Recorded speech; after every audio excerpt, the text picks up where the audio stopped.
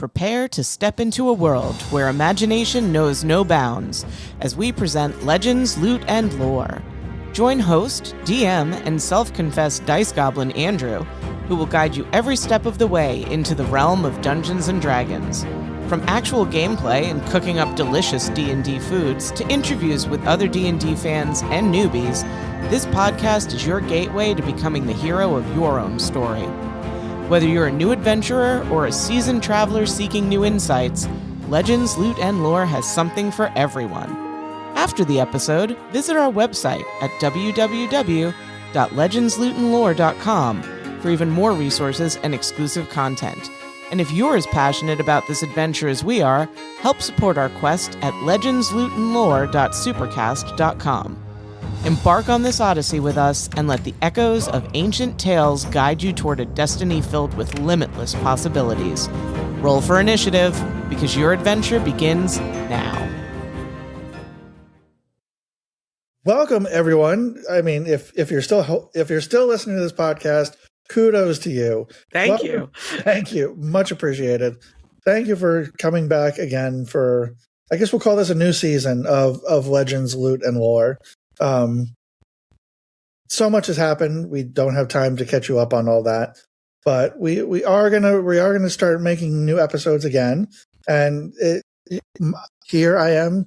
We have two new. Well, I guess, are you the new co-host, or wasn't I always kind of the new co-host? The new old co-host. I'm the old new co-host. Oh, yes. I'm Andrew, your host, and my co-host is Catherine. Hello, Catherine. Hello, Andrew. Hello again. Here we are. Wait, yeah. I can do the catch-up. You want, like, the 6-second catch-up? I was going to say, the last time we did this, we were married. No, we did at least one live recording since we... Yeah, Okay. Yeah. So we're not married. That's old news anymore. then. But we haven't been married for like a year and a half, so that's cool, like legally. Yeah. It's been 2 years since the whole process started. Can you believe that? I can't. Let's see. You have 3 cats. I have 2 cats. I have a new knee. No, as far as the apartment complex is concerned, I have 2 cats. Right. No, I know. For anyone's listening, it's only 2. I swear to God, it's only 2. It's just that sometimes the gray one looks really black. Yes, that's right. Mm-hmm. Exactly. His fur changes colors in the sun. It's amazing. I think we have the same jobs. Yeah.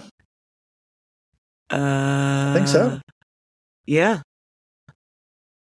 Oh, you got engaged. Yeah. Andrew got engaged. I gotta go back and listen to look at the date of when the last episode. It was. Hold on. I'm looking now. Look it up. I'm looking it up.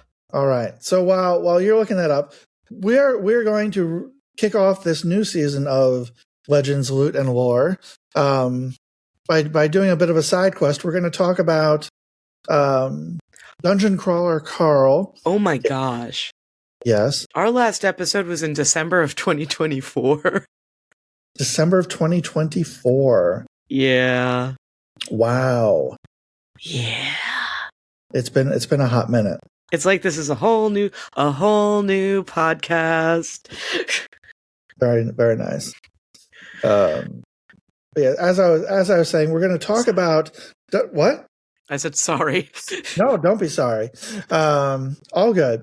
So we're going to talk about Dungeon Crawler Carl and how kind of it came, not how it came about, but kind of how Dungeons and Dragons kind of is the forefather of Dungeon Crawler Carl. I have a hard time saying that. The one article I read called it "The Rise of LitRPG." The Rise of LitRPG. Actually, what I had Googled was "The Rise of LitRPG" because I knew there had to be an article called that. Of course. It feels like it came up really, really fast. What do you mean? Like, I feel like you weren't hearing a lot about LitRPG, and then all of a sudden, like Dungeon Crawler Carl exploded. Yeah. And kind of opened up everybody's eyes to this whole, and I'm sure there are people listening to this who are going to be like, I've known about this for years. I didn't. and I'm very excited that I do now. But it feels like everything's happening for Dungeon Crawler Carl at the moment. Like Matt Dinneman and Jeff Hayes have become kind of celebrities in their own right, and it's a very interesting time for books, which really people don't like books enough anymore. No, I completely agree. I think probably, and we'll get into this. So let's start off with kind of what LitRPG actually is. Yep. So it really is, as kind of the name alludes to, it is literature, but it instead of like a lot of the Dungeons and Dragons stories that I've read, it's the characters themselves are aware of the levels and things like that, so it's leveling up. So it really takes a lot of the mechanics of an RPG, D&D, video games, what have you, and kind of blends that with the actual storytelling. I mean, and really, like I said, I mean, D&D is the original, I think, RPG sort of that really has brought about that whole genre, and now it's gone from tabletop gaming to actual books, which is great. It's a fascinating read. There's a whole bunch of Matt Dinneman books series that what's the other one? I'm trying to remember the other one. Operation Bounce House is the book that you see all over the place, which I have not yet read. There's also Kaiju Battlefield Surgeon. Mm-hmm. And then there's another whole series that I'm going to start next called He Who Fights with Monsters. He Who Fights with Monsters. Tell me more. That's the one that everybody seems to recommend if you really loved Dungeon Crawler Carl, which I do. So it is, I'm pulling it up in my Audible. I spend a lot of time in the car, folks. Don't judge me. Listening is reading. Reading is fundamental. And I know that's controversial, but that's okay. One of the things that I thought was interesting in the article that I read about this is that it said that while there is there are a ton of titles out there that fall into this category, but not all are created equal. Right. And I think, there's a lot of self-published stuff that is maybe not as good as it would be if it had an editor. I think that's part of why Dungeon Crawler Carl is so accessible. Yeah. I also think Dungeon Crawler Carl is accessible because, and I think it's why it's many people's first lit RPG, because you don't necessarily have to be a gamer or a Dungeons and Dragons fan to understand it. Not at all. I mean, it helps. It helps, exactly. But it's not a requirement. It's not a requirement, no. Okay, so this is He Who Fights with Monsters. I believe there are 3 books in the series right now. Here is the summary. Jason wakes up in a mysterious world of magic and monsters. It's not easy making the career jump from office supplies store middle manager to heroic interdimensional adventurer. At least Jason tries to be heroic, but it's hard to be good when all your powers are evil.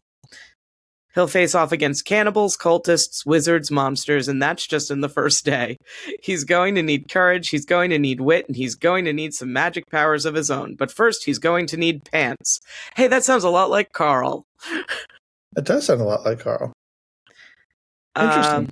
After cementing itself as one of the best-rated serial novels on Royal Road, with an astonishing 13 million views, He Who Fights with Monsters is now brought to you in professionally formatted audio.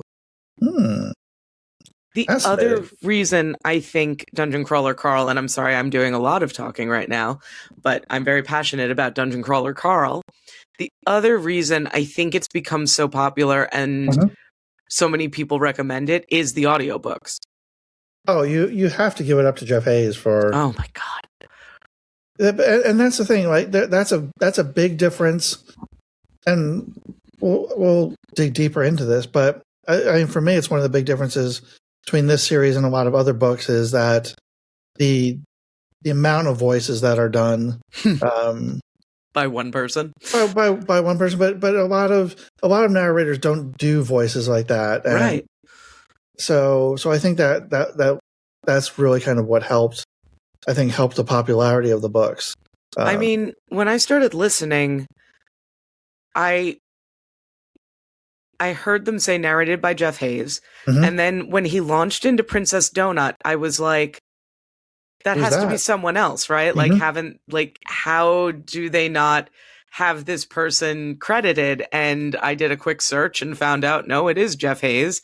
And with very few exceptions, he does the vast majority of the voices. Oh, yeah. I know they've had a few other guests, notably Patrick Warburton as Carl's dad, because Jeff Hayes has said that Patrick Warburton was kind of his inspiration for Carl's voice. Although I hear, why can't I think of his name all of a sudden? Married to Megan Mullally. Can remember her name. Married to Megan Mullally. Who's Hold married to Megan Mullally? You don't know who's... it up? Yeah, I'm looking it up.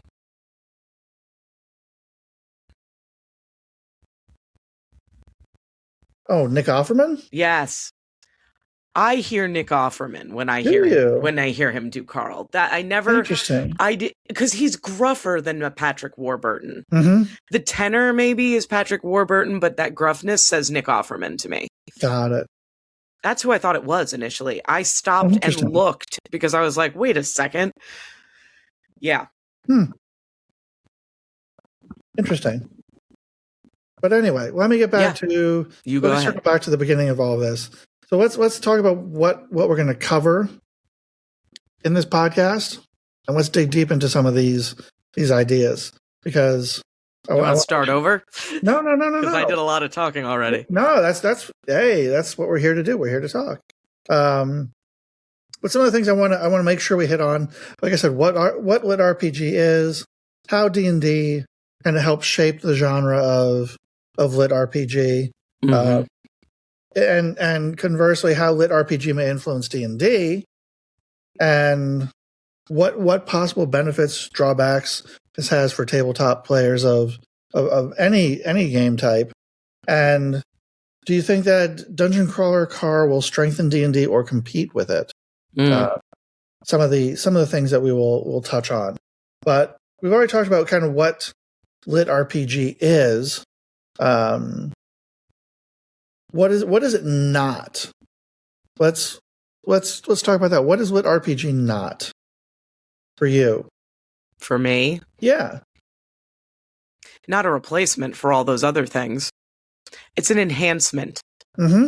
It's not like I'm not going to stop playing D&D because there is LitRPG. Sure. No, exactly. I don't think it's not like your typical, like I said, I mentioned this because I've read a bunch of the D&D books. You know, it's not a D&D book. No. Like it's not tied into D&D at all. I mean, it's not necessarily, this one's not necessarily based on a video game, but it's very video game similar. It's not a choose your own adventure book for sure. Nope. Which would be interesting. I mean, we can talk about this now or later or whenever, but I mean, they're coming out with the tabletop RPG for Dungeon Crawler Carl. So I did not know that. You did not know that? I did not know that. Wow. Whoa. Hello. I'm going to look it up right now because I can. Because we're on a computer. Because we're on computers. They did it was a Kickstarter. I don't know if it was a Kickstarter specifically or it was a crowdfunded official sponsored. Speaking of which, yes. When we get to the end of this, I think we should take a short aside to talk about the guild. Oh, yes. We can definitely talk about that. And it also, what this also reminded me of? It's not LitRPG, but it was a web series, Legend of Neil. Oh gosh, Legend of Neil. Old man. Exactly. And that's another tie into Felicia Day. So see, it all comes back around. But apparently I think it's coming out in November of 2026. Okay. It's like a 100-page it's like a massive like player's guide on how to play. I think we should, maybe that's what we should do is for Legends, Loot, and Lore, maybe pick that up and that'd be fun. Try playing that. It would be nice to live play again. Right? I have this sneaking suspicion, because I am no Jeff Hayes, that if we do another campaign, that all of my characters are going to sound like Xanros. Excellent. That'd be amazing. whole bunch of pack-a-day smokers. Mm-hmm.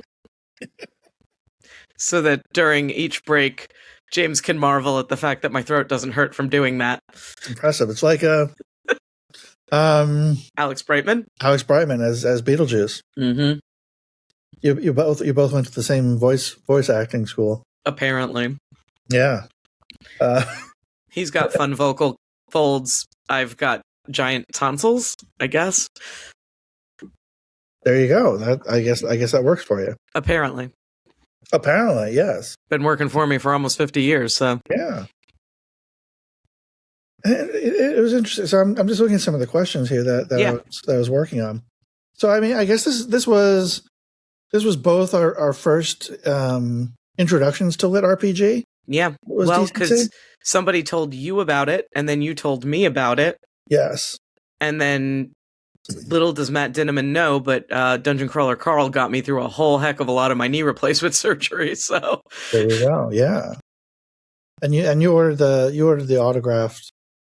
Yeah. Books, right? Books 1 and 2. Yeah. Sure did. That's exciting. I'm hoping they're going to pop up at we're going up to Rhode Island Comic-Con in November. Uh-huh. I'm hoping they'll show up there. What makes you think they're going to show up there? They've been showing up at a lot of comic book conventions, and that's a really good one. Is it really? Oh, yeah. Rhode Island Comic-Con was probably my favorite that I've done. Really? Interesting. Yeah. They had great guests. It's huge. They've got lots and lots of vendors. It was real, and it's like it's in a like convention center, but also it goes into the hockey arena. They literally had guests all lined up and like on the ice. It was very cool. That is very cool. And if you look at the guests for this year, we already booked the hotel because we're definitely going, because they're announcing more and more. They're currently on. Christopher Lloyd was announced yesterday. Ooh. Kathleen Turner today. Wow. But there's they're going to have, I was going to say, if you don't go, I need your Beetlejuice playbill back, because Leslie Kuritzer's is going to be there and I'll get her to sign it. Awesome. Yeah, Alex Brightman's going to be there. Matt Ryan from Legends of Tomorrow. I'm going to have him sign my Constantine Funko. Oh, cool. There's just a ton. Like, I'm saving all my money for this particular con this year, because there's so much. Like my Mr. Pointy and that X-Files thing I got you, those came from Rhode Island Comic-Con. Oh, okay. Oh, very nice. Yeah. Excellent. Just call me Madam Tangent. Anyway, yes, really. I think this was both of our introduction to LitRPG. Mm-hmm. And I feel like from everything that I read kind of preparing for this, that it's a lot of people's introduction into LitRPG. Mm-hmm. For all the reasons I was talking about earlier. It's super accessible. It's funny. I think if you come in and you listen to the audiobooks, it's a whole other experience that you're probably not expecting. No, I didn't know what to expect going into the books. And to be perfectly honest, it took me a little adjustment. And the voice that he's done for Carl has changed throughout the books. Well, Carl is only 27. And the way he does his voice, he sounds like a grizzled old man. And I know he's been through a lot. He's been through a lot. He smoked a lot. Fair. So, I mean, I could see why. I mean, all that naval training. Yes. Uh-huh. Oh, boy. I know it's the Coast Guard, guys. That's the joke. Yes. Anyway. So let me tell you. Let me tell you something. No, let me ask you this. So I feel like I'm interviewing you. Yes. So having played D&D and video games prior to listening to Dungeon Crawler Carl, did that make it any easier for you to get into it, or like, how do you feel about that? Like, did it make it easier, or do you think that somebody without any background whatsoever could jump right into Dungeon Crawler Carl and pick it up and figure it out? I think somebody with no background in any of this could jump into it. Mm-hmm. I don't know if they would enjoy it as much necessarily, because there's a certain charm to it that you really understand if you are somebody who's either a gamer or has played any role-playing game, but D&D specifically. Yeah. So I don't think you have to have had that background, but I do think it helps in terms of like immediate enjoyment. There are a lot of people that I see who are like, I'm like 3 chapters in, and like, what the hell are you all talking about? How is this good? And it's like, it is good though. You just have to give it a chance. Yeah. Yeah. Like, it's for me, I think, having played a lot of those types of games, video games over the years, having now played D&D for a few years, I think it definitely helped, because I think it gave you a level of, what's he doing back there? He's just sleeping. He's got a paw over his eyes. Living his best life. Yeah, there's just so much fur that I can't tell like where the fur is and where the cat is. Right. Oh, hi, Fizzy. Oh, such a cute cat. He's a good boy. Yes. But like for me, it's very interesting because like there are a lot of shout outs to D&D in these books, like various monsters and things like that. That he references, like some of them are definitely pulled right from that environment. Yeah. I'm like, oh, gnolls. I'm like, okay, I know those. Like there's all sorts of different things that he pulls in that are helpful. But I mean, it's just I'm excited for the opportunity to play the game, because I think it'd be super cool. I think it's going to be a complicated game though, because it's not. So the interesting thing about playing a Dungeons and Dragons campaign is that you're, for the most part, in one world, right? Mm-hmm. This feels like every floor of the dungeon, and I mean, I guess we should give a brief overview of what this is even all about. Sure. Basically, the rent is due on Earth, and the aliens come to collect, and anybody who's indoors when the event occurs is mushed, and anybody who's outside has the opportunity to either stay on Earth and try to survive, or to descend into the dungeon. Yes. And our hero, Carl, and his cat. Well, his girlfriend's cat, but ex-girlfriend. Yes, that's right. Miss Beatrice. Yes. Princess Donut. Well, Carl is debating whether he wants to go into the dungeon. And his decision is made for him when Donut bolts in. And he would probably have gone in anyway, because he went out to try to get Donut, who darted out a window wearing nothing but boxers, bees, pink Crocs, and a leather jacket. Quite the outfit to really go dungeon crawling. And you get into the dungeon, and that's when you start fighting for survival, basically. And your goal is to survive each of the floors. Yes. So each of the floors has a different type of theme. Floor 1 is very typical D&D beginner campaign kind of floor. Yep. And the other part of this that is probably important to note is that this is, of course, streamed to people all over the galaxy who consider this great entertainment. Yes. And this absolutely. is, I forget which I forget which season of Dungeon Crawler World this is, but it's been going on for a long time. Yeah. And this is Dungeon Crawler World Earth. I think that's probably a good start to it, right? Yeah, no, for sure. I mean, it's funny because, it's I guess the old trope in D&D is you meet in a tavern, right? And that's your adventuring party. But this was a lot more fascinating because everybody was kind of solo to begin with. Yeah. And they learned that later on you could have like teams of people fighting together to get through the various levels. But it really is a solo RPG kind of to begin with. Yeah. And I found that really interesting. So there's a whole different. I like the setup of it personally. Yeah. I thought it was a lot of fun. Something again. I'll make a plug for it. There's a book that I backed on Kickstarter called "You Don't Start in a Tavern."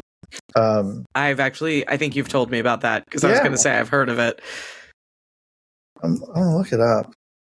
While you do that, I'm going to talk about Princess Donut and how it comes to be that she starts talking. So one of the things that Carl receives in one of his first loot boxes, and this is where you kind of get into the whole you get treasure or a reward as you play, is what they call an enhanced pet biscuit. Mm-hmm. And again, this gives you an option, right? You can feed this to your pet. They might just die.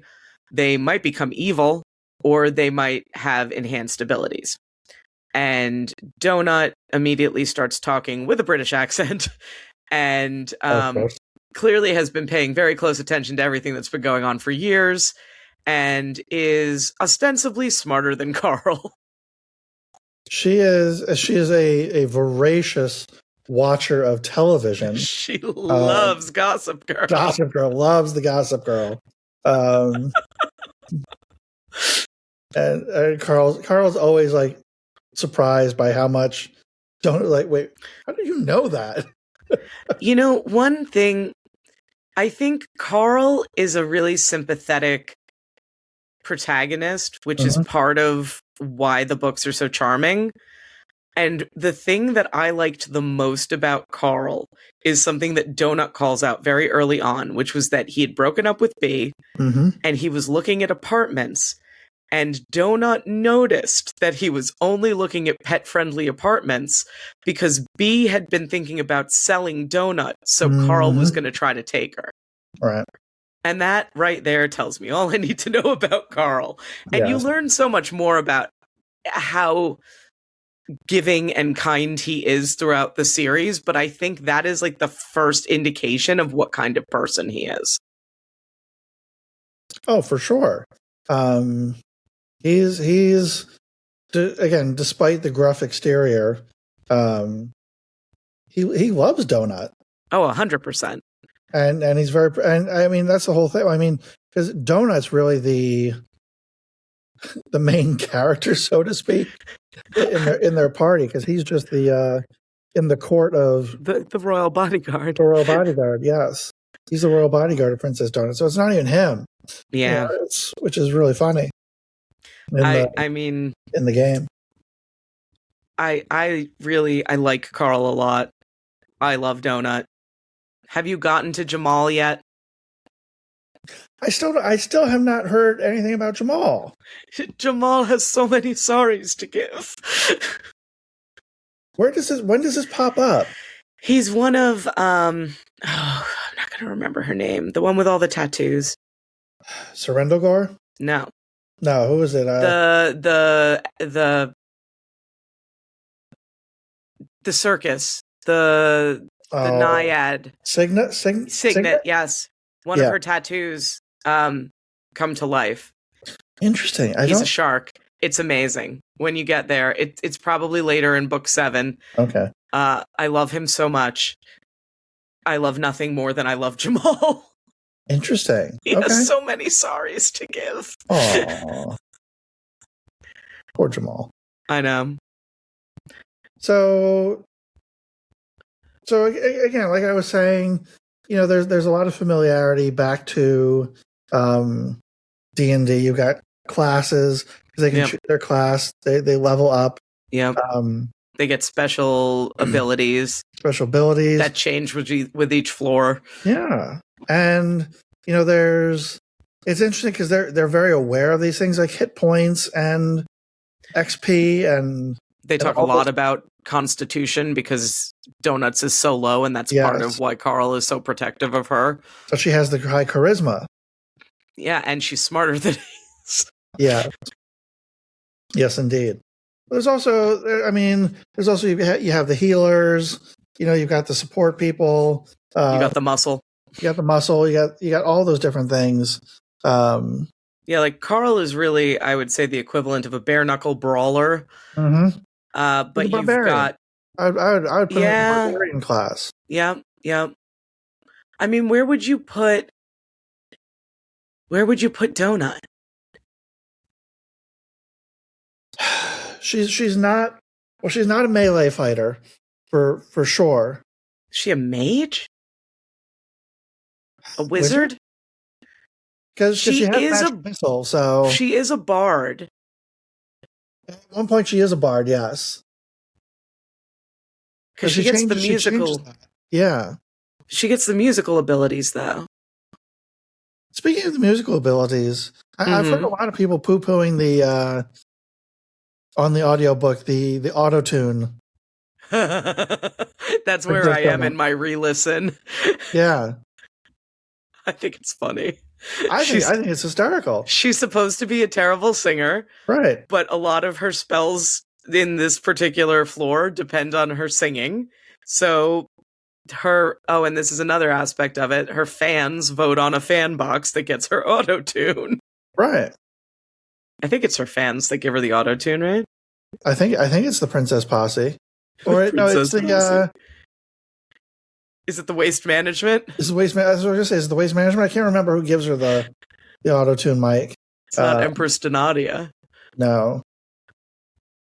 It's just, it is very complex. Yes. And this is why, so before we started recording, Andrew was laughing at me because I listened to all 8 books and then I immediately started re-listening because I feel like I've missed so much. Mm-hmm. Because it is incredibly complex and it like really builds this world. Yeah. It really does. And you do start to lose track of characters and like through lines and Ferdinand. You mean Gravy Boat? I mean Ferdinand. Gravy Boat. That's his bird. Right. I love Ferdinand. I love him so much. He's so funny. No, Ferdinand is good. But what's the one character you don't understand why people like?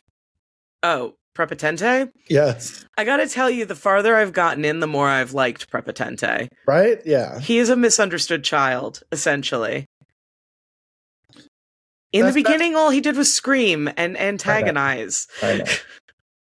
Well, that's why, because I was ahead of you to begin with. Right. I was ahead of you in the book, so I didn't want to say anything. Like, yeah, that's better.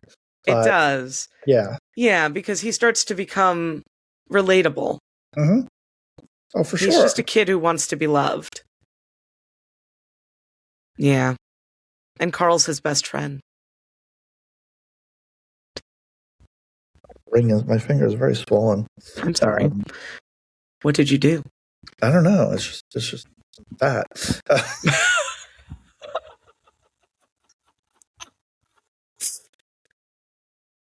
My finger wasn't this fat when I bought the ring. And now it is. So there. Okay, we're off the rails again. That's all right. So let me ask you this. I'll ask you a couple questions. Like I said, I'm just going to interview you.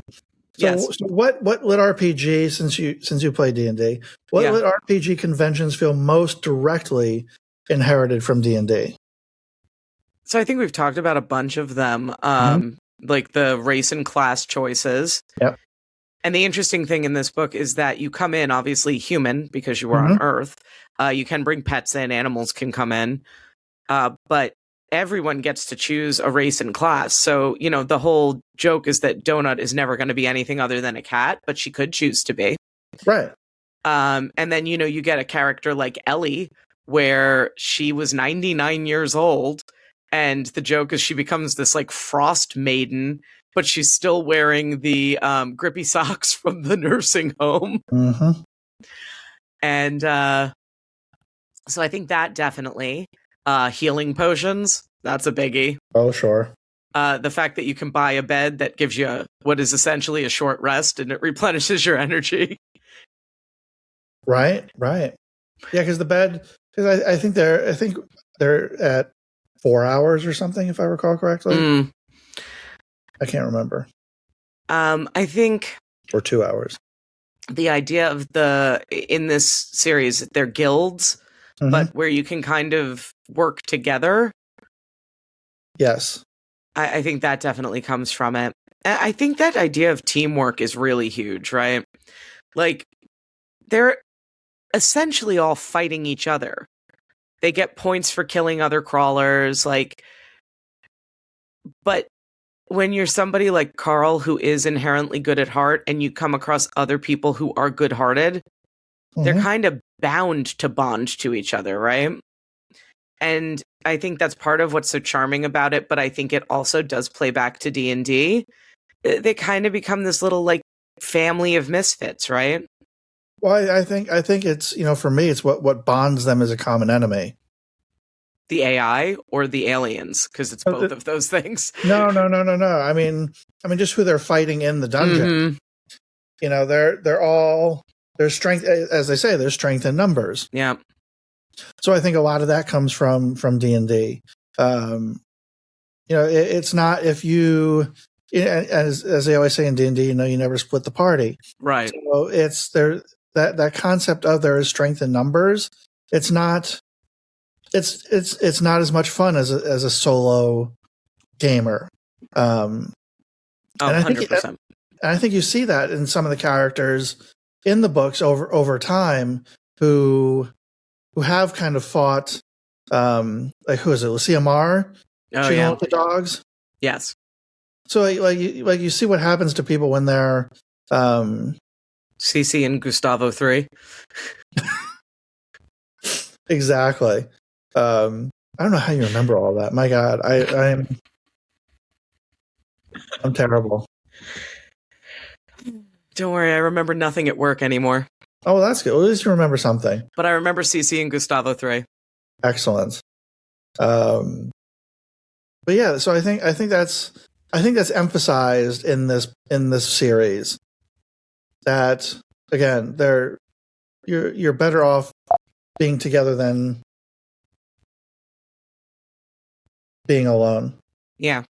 Well, and I think it's interesting because it's a big part of Carl's character development, right? Because he is essentially a loner. And when he goes in, his main goal is to keep himself and Donut alive.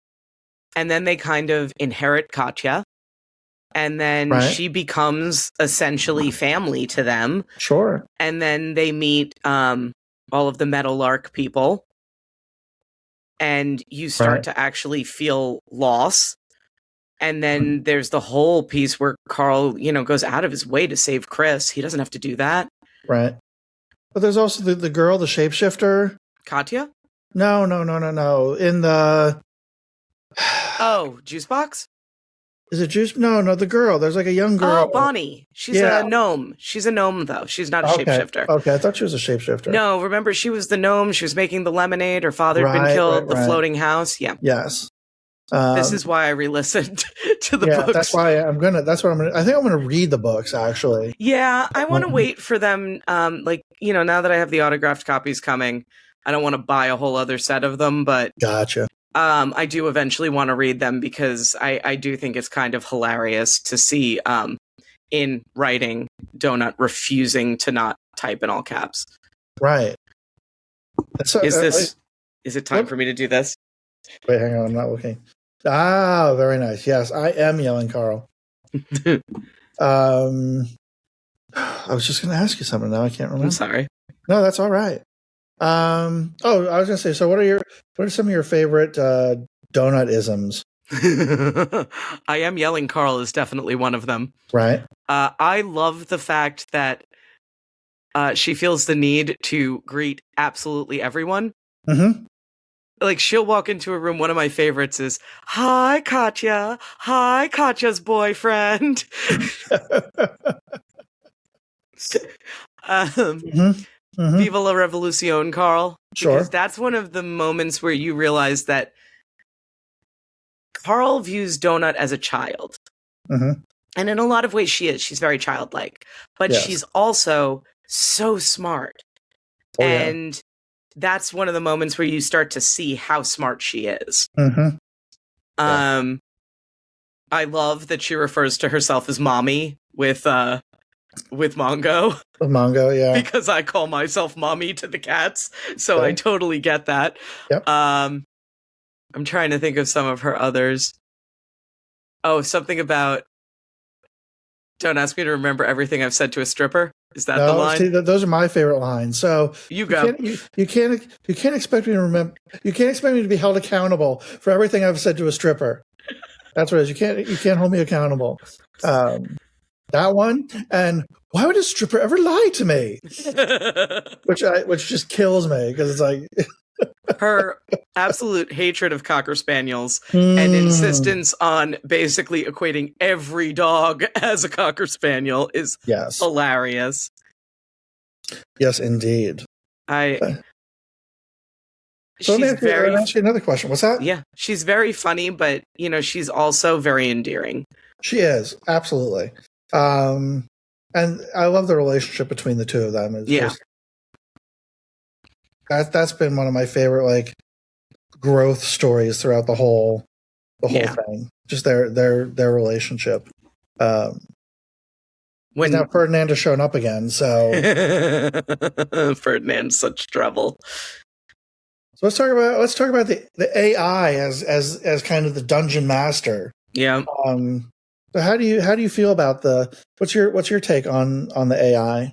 I think it's interesting that the AI is becoming sentient to a point. I mean, it has always been sort of sentient. Mm-hmm. Its little obsession with Carl, its foot fetish. That voice, the voice that Joe Hayes does as the AI, it's just like, it's the creepiest fucking voice. The foot fetish one, especially when the guy is like putting Carl's toes in his mouth. Yep. That's when Carl realizes, wait, this isn't a thing. I think it's interesting because they basically say that the AI develops sentience and becomes ungovernable at some point during every crawl, and yet they keep using it. Yes. I think it's really interesting, and I'm fascinated to see where it goes. And it sounds like from everything I've read and Matt Dinneman has said, there'll be 2 more books. So we don't have that long before we find out kind of how it ends. And that's a favorite thing for people to debate, is how it's going to end. How is it going to end? How do you think it's going to end? How do you envision that ending? I feel like Carl is going to be the one to finally put an end to everything. My main question is whether that means Carl dies. And I feel like there's better than a 50-50 chance that he will. Because I don't think there'll be another crawl. He's going to burn it all down. I don't know about that. Because they talk about kind of postponing the crawl, but they don't. I don't know if I see the crawl ever ending. But that's what I think Carl is going to be able to do. I think he's the only one with the power to end it. Do you think Carl's doomsday scenario is going to play into that? I don't know, because I know he can't kill Donut. No, I understand that, but like I'm saying, I think it's going to be the typical sacrificial martyr. Mm-hmm. Because I think about it in D&D terms, um, like what that kind of means for he's got to save the party, kind of thing. Right. Only he can defeat the big bad. Mm-hmm. Someone's got to like take the final blow and kill the big bad. Yeah. And I think that he's going to take that upon himself. Oh, absolutely. And I think I'm trying to think of hi Mulder. Hi, buddy. Sorry. No, it's fine. My other son. Yes. He's so good. I think someone's going to end up taking Princess Donut. Like a Katya or yeah, that's kind of what I'm thinking. Yeah. I want to see, because I don't know how it all plays out, because I haven't finished. This is level 9. The dueling tiaras. Like I don't know how that whole so you know. I do. I do, and I'm not going to ruin it for you or for anybody listening to this. Thank you. Yeah, I said, I just don't know how that's gonna work. I assume because you're mentioning Katya that she lives. So so far, you finished up to book 8. You know, yeah, exactly through book 8. Yeah, yeah. I mean, that's why I could see something like Katya taking Donut and them kind of riding off into the sunset. And Carl sacrificing himself. Sacrificing. You know, there's also a world in which they pull a Buffy and he sacrifices himself but somehow is resurrected. Right. Yeah, I don't know. Maybe, it would be really funny is if he became the AI. Right. The other question that I see bandied about quite frequently now is whether Mongo would be able to leave the dungeon because he's dungeon born. Right. And I don't think this is a huge spoiler. Donut chooses a pet who is what is he? A Velociraptor. Mongoliensis. But that's why he gets the name Mongo. He is a Velociraptor. Yes. But Donut has a dinosaur child that she has a special saddle that she rides. And she adores him. I mean, there are multiple times in the books where Donut almost gets them killed because she's so worried about Mongo. Mm-hmm. Mongo is appalled. This is an outrage. Oh my god. Yes. Yeah, I don't know how I think it's going to end, but I do. I guess I kind of do. I kind of think it's going to end with Carl saving the world. Interesting. He wants to burn it down, man. Mm-hmm. So winding this all down. So let's talk about the... Yeah, because just time check, I've got about 20 minutes. Yep, that's what I figured. Okay. So it's now a direct series TV show. Yeah. So that's going to be forthcoming, thanks in part to Seth MacFarlane. And Jeff Hayes has just been announced as the voice of Donut. He's the first casting decision. Thank God for that. I don't know that they could have made it anyone else. No. I don't know. Let's talk. Okay. Since we've got a few minutes. Sure. Let's talk casting. Okay. Who I would throw up there? Who? Because I love this woman's voice and I think she would be perfect. Mm-hmm. Thank the Phoenicians. Judi Dench. Is Judi Dench still alive? Isn't she alive? Oh God, did Judi Dench die? Did I kill Judi Dench? Did you just kill Judi Dench? She's 91 years old. Okay, she's too old. She might die. She might die. I know that's a problem. They'll just AI her voice then.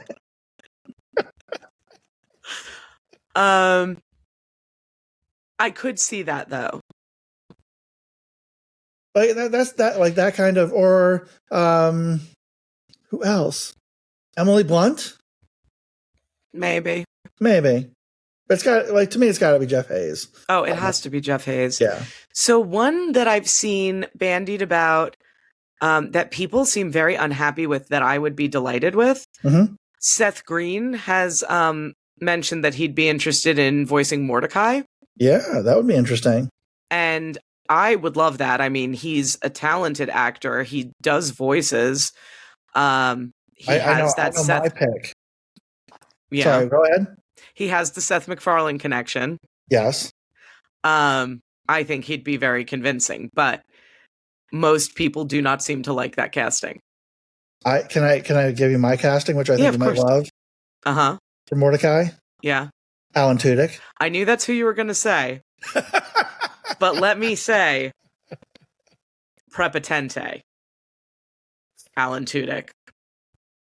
He does all the, like, animal voices in the Disney movies. He's hey. He's I know. And I mean, Prepotente would give him the opportunity to have a, like, voice and personality, but also get to scream like an angry goat.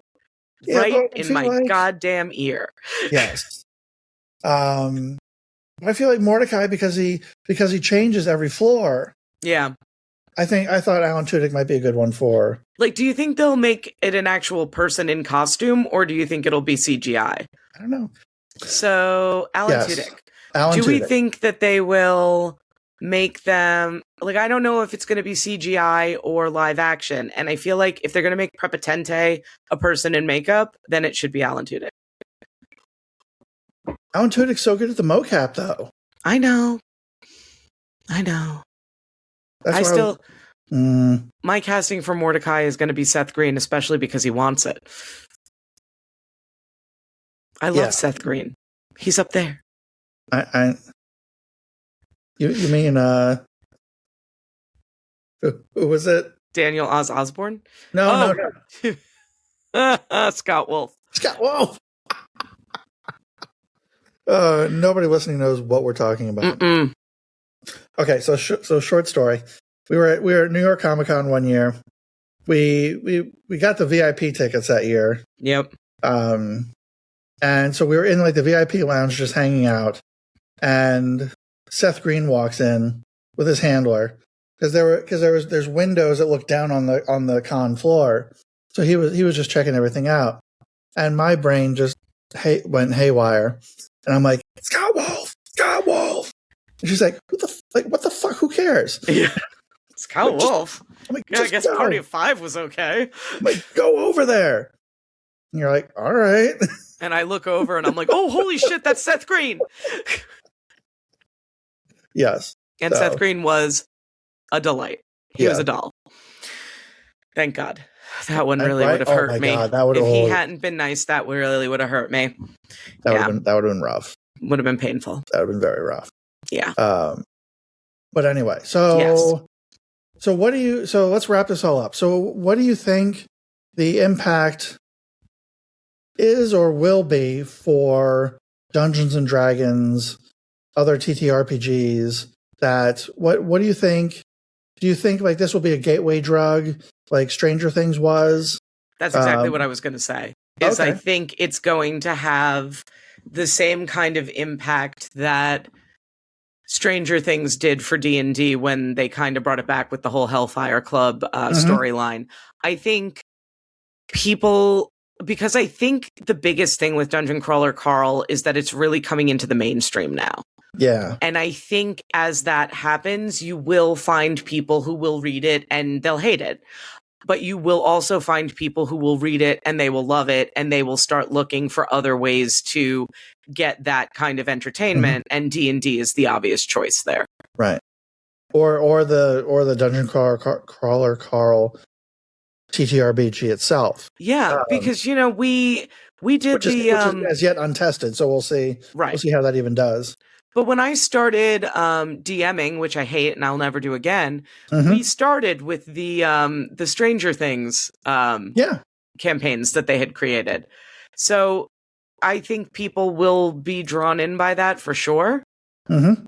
And I think it can only do good things in terms of, making the gaming community even broader and Right. bringing in people who might not have thought it was something they'd enjoy. For sure. I had no interest in agree. D&D before I started playing with our campaign. Right. And now you're ready to play again. And now I have a voice. Yes, you do. On that note. Oh, wait. The guild. Oh. Real fast, the guild. The guild, real quick. Okay, so the guild had the fastest funded Kickstarter, like the first day for a movie. 13 million? Yeah. Wow. I have to make my donation. I'm obviously going to do the popcorn bucket one. Have you seen all the prizes? I have. How much is that? I don't think it was that much. I think it was like 100. Okay. Oh, okay, that's not bad. It wasn't a crazy one. Okay. But You're not going to be an exec producer on the. I am not going to be an executive producer. Got it. Yeah. No, me and Felicia Day are having a meeting in a couple of minutes, actually. That's why I got to go. Oh, excellent. You thought I had to go pick up Rob, but really I want to look actually at it real quick. But should we do a quick? The Guild was a web series. How many years ago was that now? Was it 10 or 20 years? That's like the whole. It's gotta be 20. Yeah, I think as painful as that is to say. Yeah. Yep, 20th anniversary. 20th anniversary. So they're gonna make a Ren Fair movie. They're solving a mystery at the Ren Fair. It is currently at it's currently at 3.5 million. Oh, 3.5 million. Yeah. I thought it was I guess I got the numbers wrong. I think you put a 1 in front of the 3. Apparently I did. Yeah, they have 3,563,791. Wow. With 22,000 backers. That's incredible. And a month to go. Wow. I want to look though at the.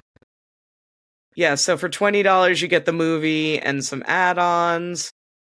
For $35 you get the card game. Mm-hmm. For $45 you get the TTRPG. Ooh. Actually the popcorn bucket is the $50 level. Oh, that's not bad. Yeah, no, not at all. At $55 you get the wearables bundle. Ooh. $125 the game night bundle, which seems to come with dice. $130 the entertainment bundle, which is a Blu-ray of the movie, a comic book, and the popcorn bucket. Oh, cool. Yeah, so there's a lot of options. I mean, you go all the way up to $1,000, and you get premiere tickets with red carpet access, 2 premiere after party with Felicia and cast, a bound and signed movie script, a signed movie poster. You get thanks in the end credits. You get a card game, the TTRPG. Like you get everything. Wow. So I just think it's fascinating that 20 years later, this little web series that nobody else I knew was watching at the time, right, has become this cultural phenomenon to the point where it's brought in over $3.5 million. That's impressive.